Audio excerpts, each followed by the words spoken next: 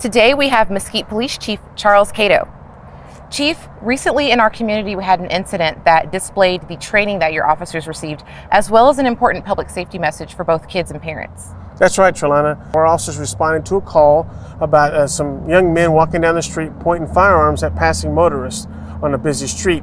When the officers responded, they approached a group of young men, all teenagers, 13, 14 years old, one as young as 12, and one of the young men reached into his waistband and pulled out two weapons, and the officers drew their weapons, and in that instant they did not fire as the young man put the guns on the ground, but it presented a very, very dangerous situation in which the young man could have been shot by the officers, and ultimately it turned out that the weapons were fake. The one was a BB gun, one was an airsoft gun. So it highlights the seriousness of young folks going out carrying even replica or fake weapons or BB guns in a public place. One thing I'd like for parents to know for sure is that your children shouldn't be using these weapons without adult supervision, number one. It says that in the instructions when you buy them, and it's really, really important because even though they are BB guns and airsoft guns, you could injure an eye or another part of the body with misuse. The second thing that's important is not to allow them to disable the features. The airsoft weapon in particular are manufactured with an orange tip to distinguish them from a real firearm.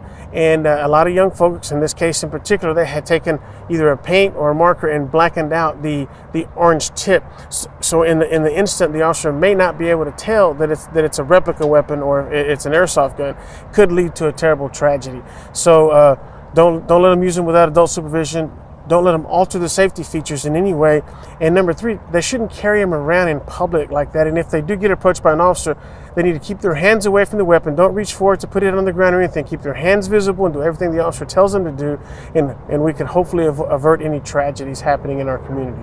With the weather warming up for spring, there are going to be more kids outside, and if you're a parent with BB guns or airsoft guns in your home, it's important to treat these items as firearms. Lock them away when they're not in use and only allow their use under parental supervision.